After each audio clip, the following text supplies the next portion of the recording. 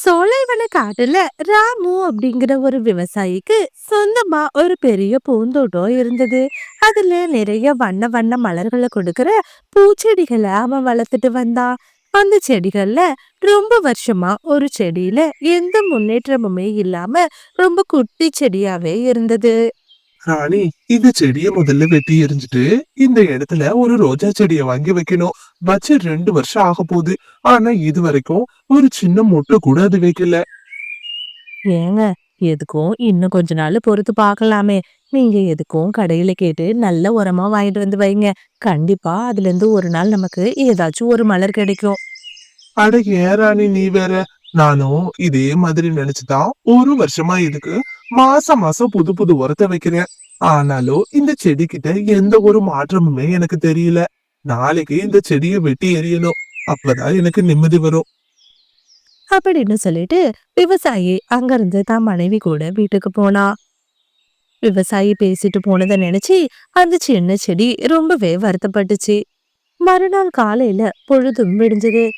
விவசாயி நேரா அவனோட தோட்டத்துக்கு வந்து அவன் எடுத்துட்டு வந்த கோடாரிய வச்சு அந்த சின்ன செடிய வேரோட வெட்டி பக்கத்துல இருக்கிற நதிக்கரையில கொண்டு வீசினா. விவசாயி தன்னை வேரோட வெட்டி எரிஞ்சதை நினைச்சு அந்த சின்ன செடி பாவமா அழுதுட்டு இருந்தது. அந்த நேரம்னு பார்த்து அந்த காட்டுல வாழ்ற பறவைங்களான கோரியும் மீனுவும் நதிக்கரைக்கு தண்ணி எடுக்கிறதுக்கு வந்தாங்க.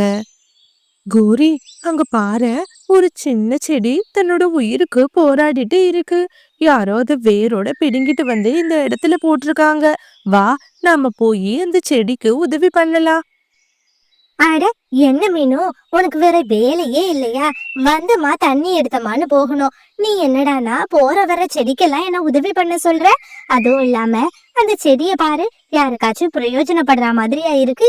யாரோ அது எதுக்கும் லாயக்கு இல்லைன்னு சொல்லிதான் வேரோட பிடுங்கிட்டு வந்து இங்க போட்டிருக்காங்க. நீ என்னடானா அதுக்கு உதவி செய்வோம் வாங்கன்னு கூப்பிடுற.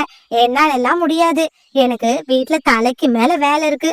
நீ வேணும்னா உன்னோட கருணை உள்ளதை வச்சு அதுக்கு உதவி பண்ணு. நான் போய் சமையல் வேலையை பாக்குறேன் அப்படின்னு சொன்ன கோரி பிறகு தண்ணி எடுத்துக்கிட்டு அங்கிருந்து ரொம்ப வேகமா வீட்டை நோக்கி பறந்து போனா. மீனுவுக்கும் சின்ன செடிய பார்த்ததும் மனசுக்குள்ள ரொம்பவே கவலையா இருந்தது. ச்சே, இந்த கோரி எப்பவுமே இப்படிதான். அடுத்தவங்களுக்கு உதவி செய்யற பழக்கமே அவளுக்கு கிடையாது. ஆனா நாமளும் அப்படி இருக்க கூடாது. பாவம், அந்த சின்ன செடி ரொம்பவே வாடி போய் இருக்கு. கண்டிப்பா எங்கேயே போட்டுட்டு போனோம்னா இன்னும் கொஞ்ச நேரத்துல அடிக்கிற வெயிலுக்கு அது இறந்து போயிடும். செடியே, கண்டிப்பா நான் உன்னை சாக விட மாட்டேன். எப்படியாச்சும் உன்னை நான் உயிர் பிழைக்க வைக்கிறேன் அப்படின்னு சொல்லி மீனக்குருவி தான் எடுத்துட்டு வந்த தண்ணி பானை கூடவே அந்த செடியையும் தூக்கிட்டு தன்னோட வீட்டை நோக்கி பறந்து போனா. அந்த சின்ன செடிய தன்னோட தோட்டத்துல நட்டு வச்சா. பிறகு அவ எடுத்துட்டு வந்த தண்ணிய அந்த சின்ன செடிக்கு ஊத்துனா. உயிருக்கு போராடிட்டு இருந்த அந்த சின்ன செடிக்கு மீனு ஊத்துன தண்ணியால இப்போ கொஞ்சம் உயிர் வந்த மாதிரி இருந்தது. பிறகு மீனு குருவி தினமும் அந்த செடிக்கு தேவையான தண்ணியையும் உரத்தையும் கொடுத்துக்கிட்டே இருந்தா. ஒரு நாள் காலையில பொழுதும் விடிஞ்சது. மீனு குருவி அவளோட செடிய வந்து பார்த்தா. ஆனா அந்த செடிக்கும் ரொம்ப மோசமான நிலைமையில இருந்தது. அதுல இருந்த நிறைய இலைகள் கொட்டி போய் இப்போ வெறும் செடி மட்டும்தான் இருந்தது. இத பார்த்த மீனு ரொம்பவே கவலைப்பட்டா. அச்சோ, இந்த செடிய நான் எப்படியாச்சும் காப்பாத்தணும்னு நினைச்சேன். ஆனா இது என்னடானா இப்ப எல்லா இலைகளையும் உதிர்த்துட்டு மொட்டை மரமா நிக்குது. எனக்கு இத பாக்குறப்போ ரொம்ப கவலையா இருக்கு. இதுக்கு நான் என்ன பண்றதுன்னே தெரியலையே. அந்த நேரம்னு பார்த்து கபூதர் அவளோட வீட்டுக்கு வந்தது. என்னாச்சு மீனு? ஏன் அழுதுட்டு இருக்க? என்னப்பா, என்ன நடந்தது? கபூதரண்ணா, இந்த செடிய நான் நதிக்கரை ஓரத்துல இருந்து எடுத்துட்டு வந்தேன். பாவம், ரொம்பவே குட்டி செடியா இருந்தது. இத்தனை நாள் இது நல்லாதான் இருந்தது. தினமும் இதுக்கு தேவையான தண்ணியையும் உரத்தையும் நான் கொடுத்தேன். இப்ப என்னடானா திடீர்னு இதுல இருக்க மொத்த இலைகளும் கொட்டிருச்சு. எனக்கு ரொம்ப பயமா இருக்குண்ணா. அச்சோ மீனு, இதுக்கா நீ கவலைப்படுற? இது இலையுதிர் காலம். இந்த நேரத்துல எல்லா செடிகள்லயும் இப்படிதான் இலை கொட்டி போகும். மறுபடியும் புதுசா துளிர் விட்டு புது இலைகள் வளர ஆரம்பிக்கும். நீ இதுக்கெல்லாம் கவலைப்படாத மீனு. அப்படின்னு கபூதர் சொன்னது.